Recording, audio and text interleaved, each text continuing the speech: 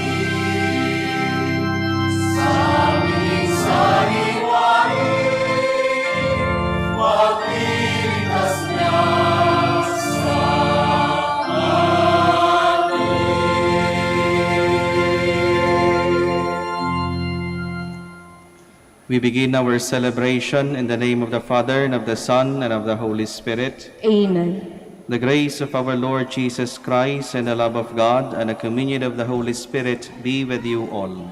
And with your spirit. Brothers and sisters, let us acknowledge our sins, and so prepare ourselves to celebrate the sacred mysteries. Together we say, I confess. To Almighty God, and to you, my brothers and sisters, that I have greatly sinned in my thoughts and in my words, in what I have done and in what I have failed to do, through my fault, through my most grievous fault. Therefore I ask Blessed Mary, ever Virgin, all the angels and saints, and you, my brothers and sisters, to pray for me to the Lord our God.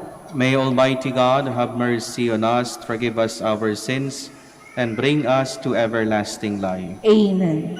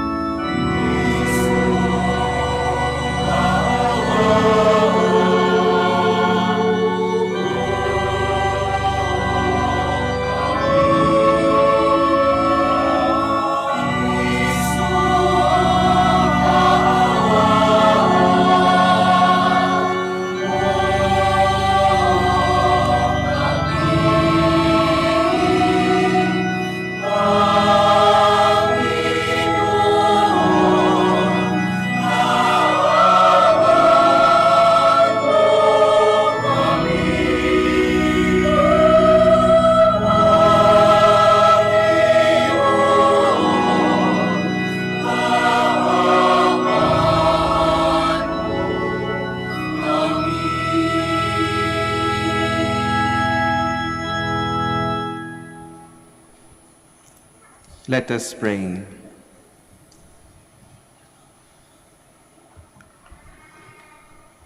O God, whose Son, at his ascension to the heavens, was pleased to promise the Holy Spirit to the apostles, grant, we pray, that just as they received manifold gifts of heavenly teaching, so on us too you may bestow spiritual gifts through our Lord Jesus Christ, your Son, who lives and reigns with you in the unity of the Holy Spirit, one God, forever and ever.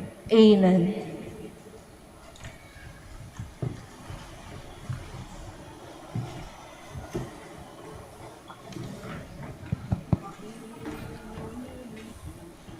A reading from the Acts of the Apostles. After staying in Antioch some time, Paul left and traveled in orderly sequence through the Galatian country and Phrygia, bringing strength to all the disciples. A Jew named Apollos, a native of Alexandria, an eloquent speaker, arrived in Ephesus. He was an authority on the scriptures.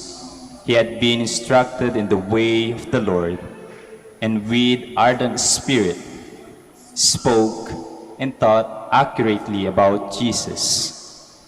Although he knew only the baptism of John, he began to speak boldly in the synagogue.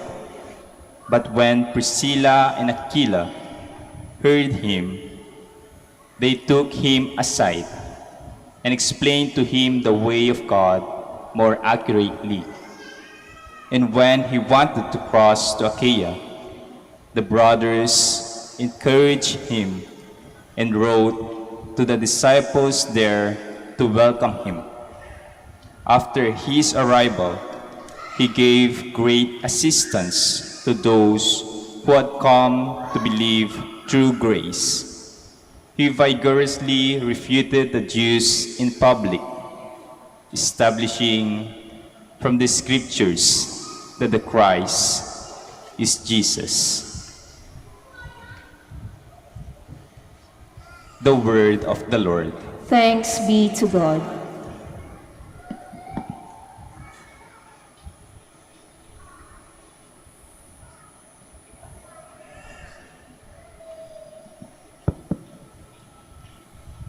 God is King of all the earth. God is King of all the earth. All you peoples, clap your hands. Shout to God with cries of gladness. For the Lord, the Most High, the Awesome, is the great King over all the earth. God is King of all the earth. For King of all the earth is God. Sing hymns of praise. God reigns over the nations. God sits upon his holy throne. God is King of all the earth. The princes of the peoples are gathered together with the people of the God of Abraham.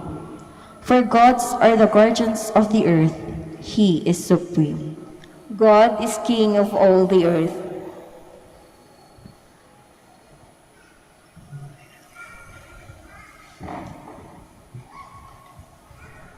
Please stand.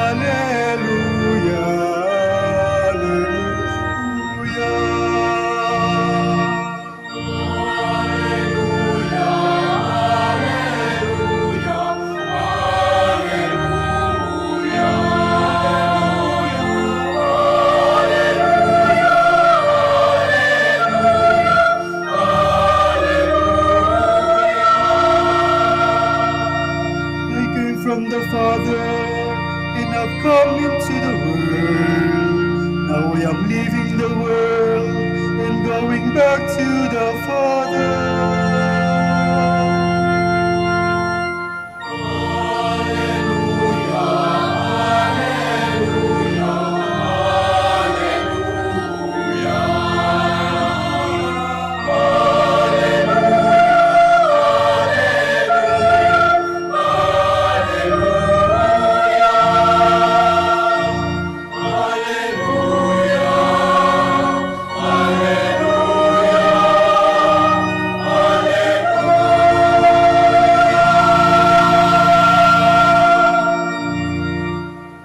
The Lord be with you. And with your spirit. A reading from the Holy Gospel according to John. Glory to you, O Lord.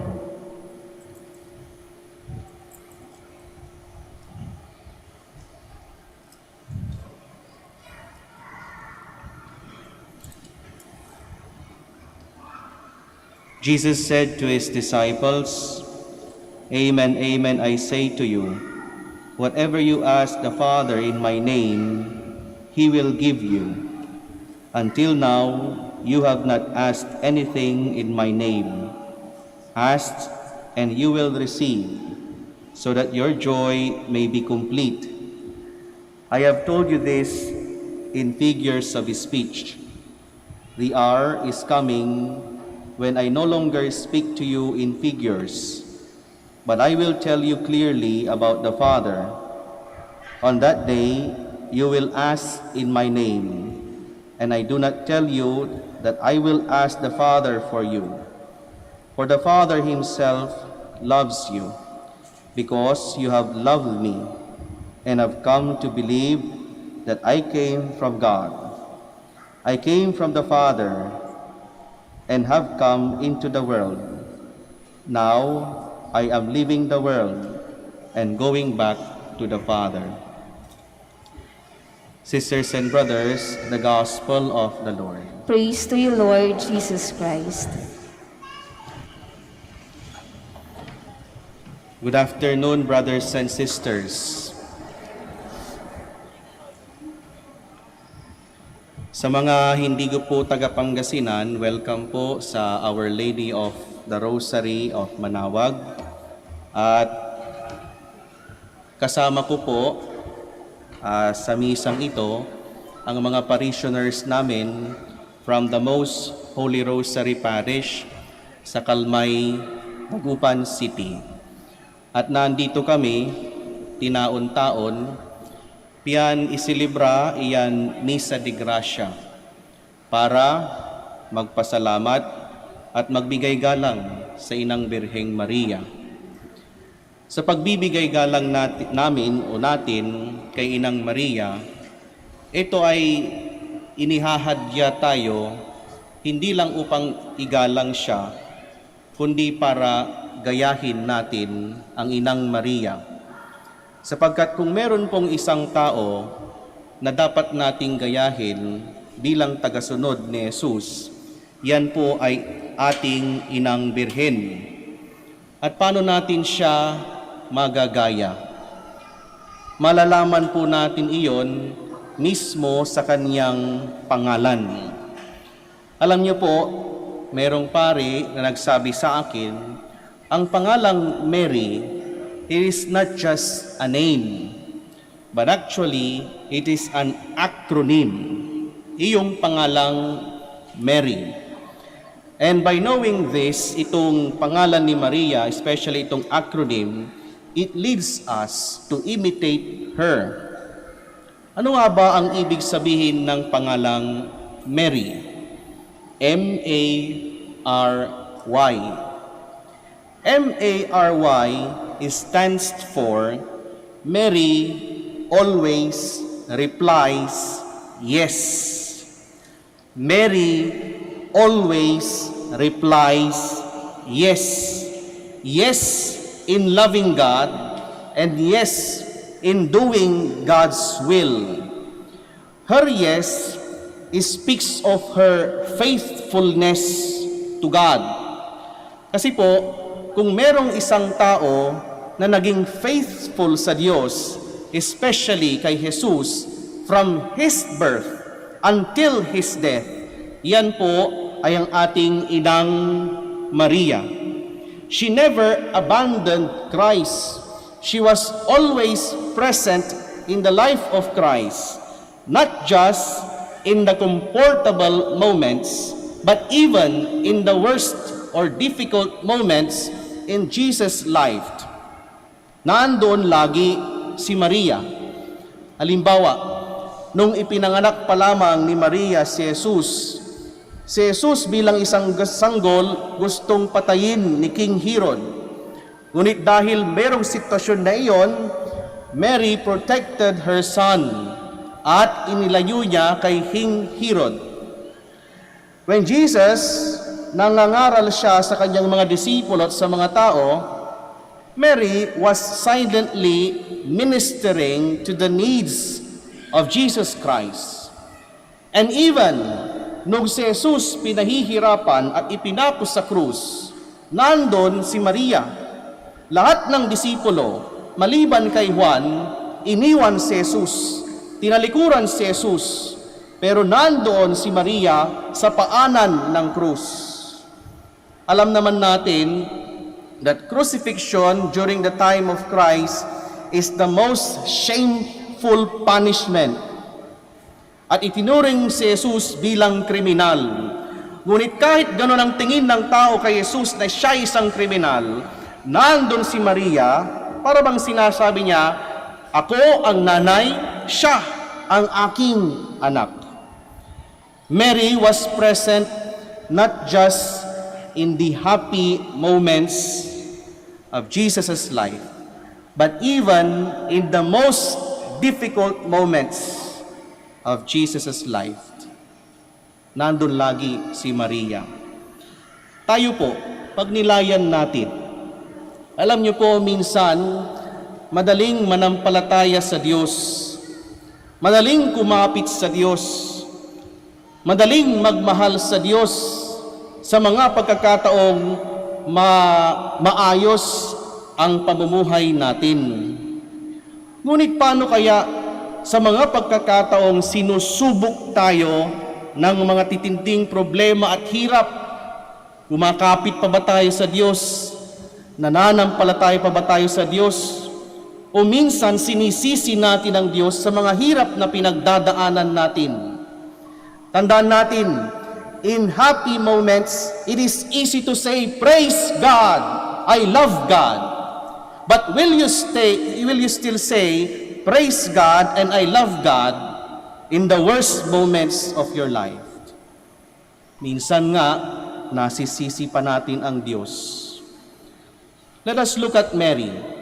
Mary was present in the life of Christ, not just in happy moments, not just in comfortable moments, but even in the worst moment, difficult moments of Christ's life, Mary was there.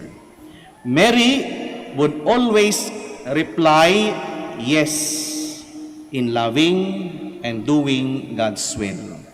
Yan po ang unang ibig sabihin ng pangalang Mary. The second meaning is that Mary would always reply, yak. Yak. Yak sa kasalanan. Yak sa paggawa ng masama. Mary would always reply, yak to sin. That is why Mary is without stain of sin. Nabuhay siya ng mabuting tao. At kahit na sa mga pagkakataong ang kanyang kalooban ay sinusubukan na gumawa ng di mabuti, nanatili siyang mabuting tao. Halimbawa, nung si Jesus pinapahirapan at ipinako sa krus, bilang isang nanay, ang instinct niya dapat, ang gagawin niya dapat, pwede niyang pagsabihan ng masama yung mga nagpapahirap kay Jesus, or pwede niyang saktan o kaya gumawa ng di maganda nung pinapahirapan si Jesus sapagkat siya'y isang nanay. Ngunit sa halip sabihin niya yon o gawin niya iyon, sabi sa Ebanghelyo, sabi sa Biblia, she remained quiet and kept all her pains in her heart. Nanatili siyang mabuting tao. Kahit na sa mga pagkakataon ang kanyang kalooban ay tinutukso o kaya inuudyok na gumawa ng di mabuti. Alam niyo po, sa buhay natin, ang pagkatao natin, ang totoong ugali natin, lumalabas kung kailan tayo nasusubok ng mga problema at hirap sa buhay. Sabi nga, ang buhay natin para bang maikukumpara sa isang prutas. Pag piniga mo yung prutas, lalabas doon sa prutas yung napakatamis na juice ng prutas. Halimbawa, ang orange, pag piniga mo, ang makukuha mo ay orange juice. Ang isang mangga, pag piniga mo, ang makukuha mo ay yung masarap na mango juice. Ang buhay natin parang ganun din daw po. Kung kailan tayo pinipiga ng mga problema at hirap sa buhay, doon daw lumalabas ang totoong ugali o pagkatao ng isang tao. Kaya nga may mga kilala tayo, dati mabait. Nung nagkaroon ng matinding problema, para bang napakasungit na. Nag-iba yung pagkatao. Kaya nga tignan natin ang ating sarili. Kung kailan tayo pinipiga ng mga hirap at problema sa buhay, anong ugali ang lumalabas sa iyo? Do you still become sweet? Or do you become bitter? Lumalabas ba yung pangit na pag-uugali? O nanatili kang mabuti sa pamumuhay mo? Si Maria, kung kailan sinubok ng mga hirap, especially nung nakita niya ang kanyang anak na pinapahirapan, instead lumabas sa kanya yung mga di magaganda, she remained pure, nanatiling mabuting tao. What came out from her was pure goodness and gentleness. Mary would always reply, yak. Ayaw niya ng kasalanan. Yak to sin. Ang ikatlo po, na kahulugan ng pangalang Mary ay Mary always replies, yea. Y-A-Y. Ang yea sa Webster Dictionary, ibig sabihin, joy. Joy in serving the Lord. Joy in doing God's will.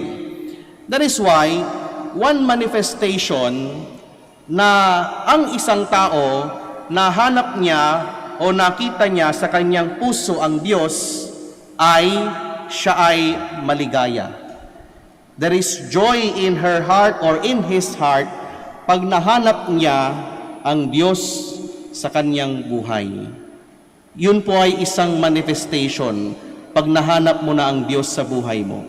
Nakikita na ikaw ay maligaya. Kaya nga, one requirement daw po for a person to be canonized as a saint is that that person should have a sense of joy in his or her life. That is the first requirement. Nasa paligid po natin mga santo. At napakadaming requirement for a person to become a saint. But the first requirement is that there should be a sense of joy. Kung hindi yan nakita sa buhay ng tao, there is no need to continue the process of canonization. Ang rason po ng simbahan, bakit yun po ang unang-unang requirement or evidence for a person to be canonized as a saint, sabi daw ng simbahan, joy accompanies the person who has found Christ in his life. Joy accompanies the person who has found Christ in her life. Ang taong nakita niya o nasa puso niya ang Diyos, maligaya, masaya. Kaya nga tignan niyo po yung katabi niyo, baka tulog na. O kaya baka malungkot siya. Kasi pag malungkot siya, baka hindi pa niya nahanap ang Diyos sa puso niya. Pag nahanap mo ang Diyos sa puso mo, maligaya ka, masaya. Kaya nga meron tayong kanta sa Tagalog, ang buhay ng Kristiyano ay masayang tunay. Kaligayahan ang dulot ng isang tao na hanap niya ang Diyos sa kanyang puso. Sa pagbisita po natin kay Our Lady of Manaoag, let us always be reminded with her name, Mary. At sa pagbisita natin sa Kanya, sana magaya natin siya. Mary always replies yes in loving and doing God's will. Mary always replies yak to sin. And Mary always replies yea, joy in serving and loving God. Amen.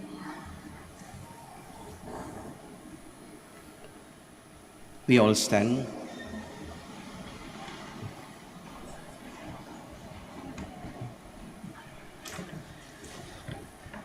Jesus invites us to make every petition to the Father through Him and guarantees us joy in answer to our prayers. For every petition, our response, Lord, make our joy complete. Lord, make our joy complete. That the leaders of the Church, through their preaching and guidance, may lead us to glory of our heavenly home. Let us pray to the Lord. That those who hold public office may be given the grace to serve with honesty and integrity. Let us pray to the Lord. That those who find life stressful and burdensome may receive strength from the Holy Spirit. Let us pray to the Lord. That the sick may find comfort and encouragement from their loved ones. Let us pray to the Lord. That our beloved dead may be brought to the joy and glory of heaven. Let us pray to the Lord. In silence, let us remember our other intentions, and we remember our brothers and sisters who have asked for our prayers. In silence, let us remember them.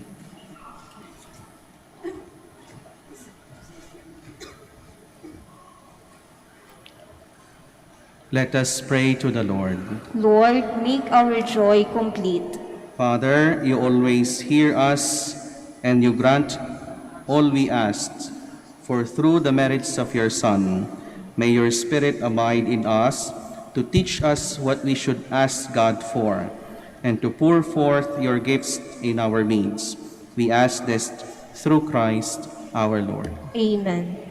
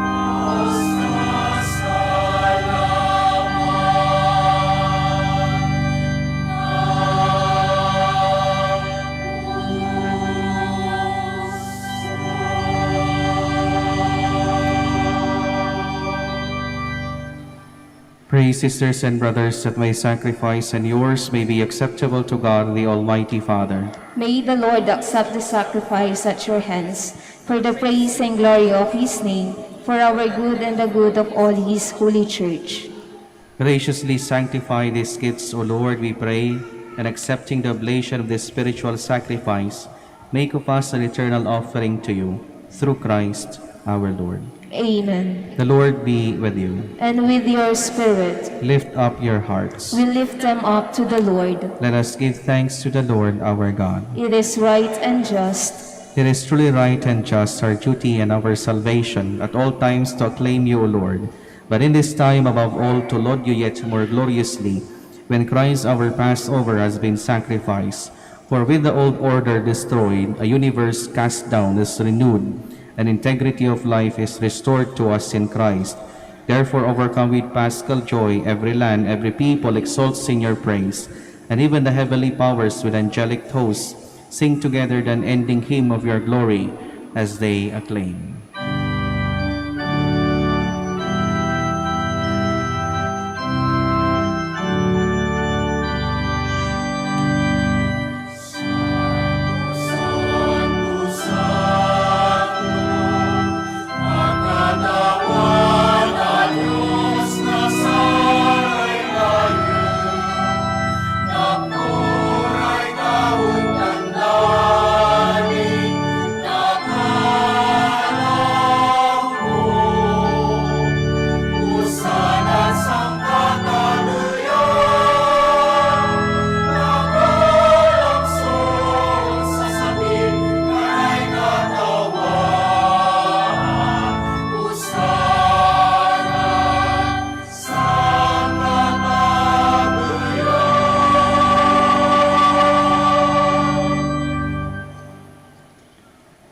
You are indeed holy, O Lord, the fount of all holiness.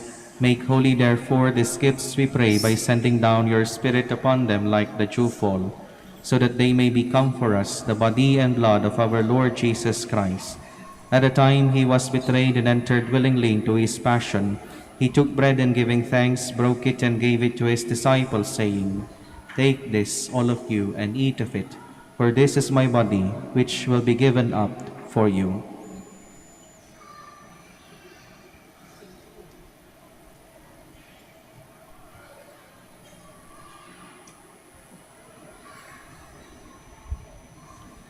In a similar way, when supper was ended, he took the chalice, and once more giving thanks, he gave it to his disciples, saying, "Take this, all of you, and drink from it, for this is the chalice of my blood, the blood of the new and eternal covenant, which will be poured out for you and for many for the forgiveness of sins. Do this in memory of me."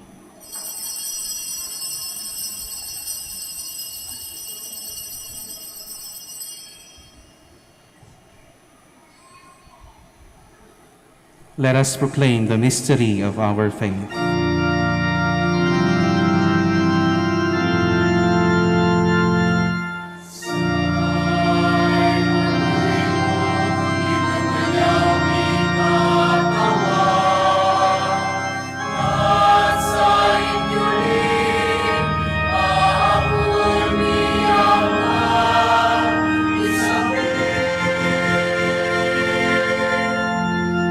Therefore, as we celebrate the memorial of his death and resurrection, we offer you, Lord, the bread of life and the chalice of salvation, giving thanks that you have held us worthy to be in your presence and minister to you.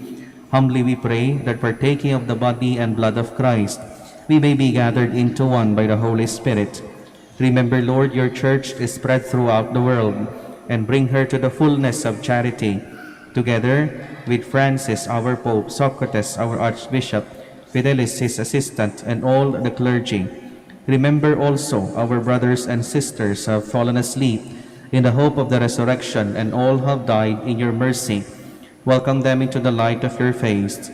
Have mercy on us all, we pray, that with the Blessed Virgin Mary, Mother of God, with blessed Joseph, her most chaste spouse, with the blessed apostles and all the saints who have pleased you throughout the ages, we may merit to be co-heirs to eternal life, and may praise and glorify you through your Son, Jesus Christ.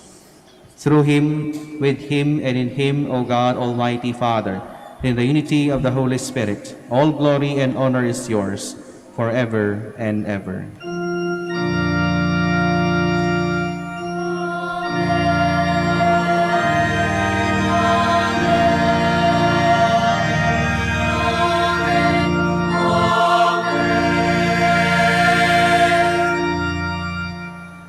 As one family, let us now pray together the prayer Christ himself taught us.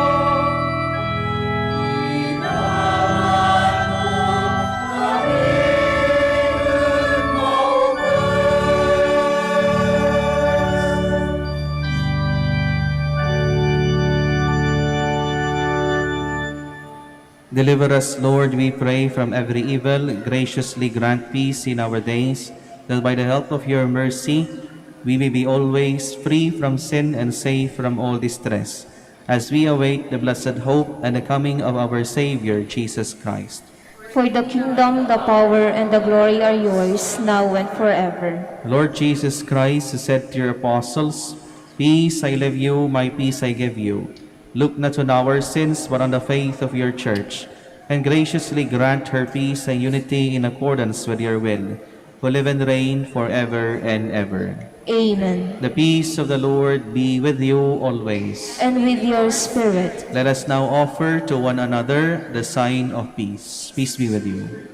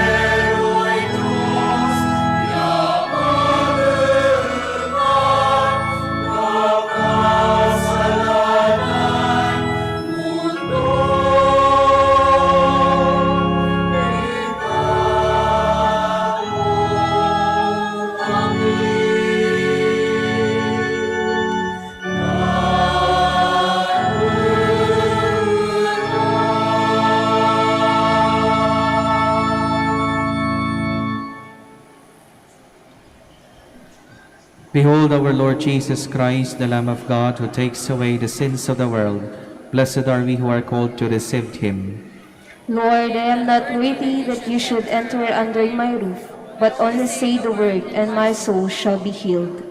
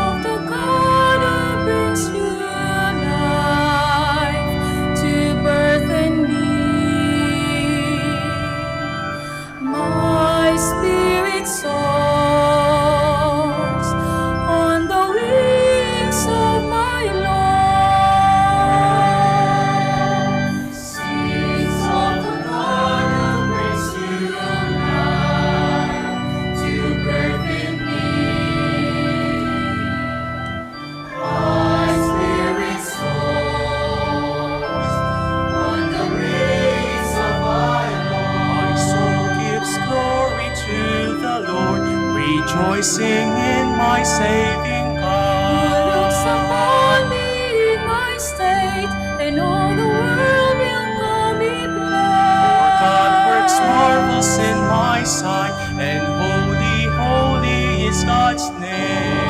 That I am sings of the God who brings new life to birth in me. My spirit soars on the wings of my Lord. God's mercy is from age to those who follow in Whose fear. arm is power and strength, and scatters all the proud of heart. Cast the mighty from their thrones, and holy, holy is God's name. That I am sings of the God who brings you nigh to birth in me. My spirit soars on the wings of my Lord. God fills the starving with good things, the rich are left with empty Protecting hands. all the faithful ones, remembering Israel with mercy. Promise known to those before, and to their children forever. That I am sings of the God who brings you nigh to birth in me. My spirit soars on the wings of my Lord. On the wings of my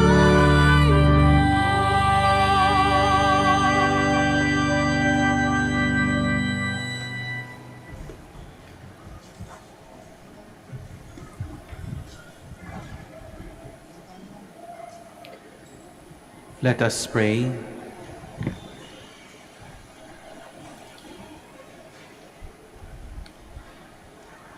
We have partaken of the gifts of this sacred mystery, humbly imploring, O Lord, that what your Son commanded us to do in memory of him may bring us growth in charity, through Christ our Lord.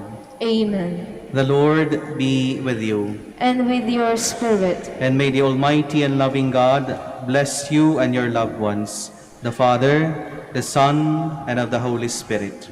Amen. The Mass has been offered. Go in peace to love and to serve the Lord. Alleluia, alleluia.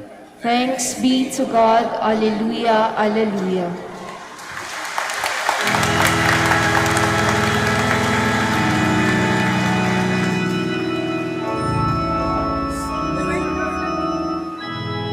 Prayer for the blessing of the sick.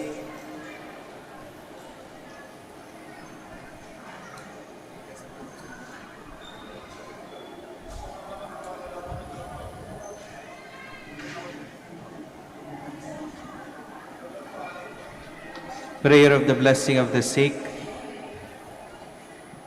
God, our Almighty Father, by your blessing you give us strength and support in our frailty.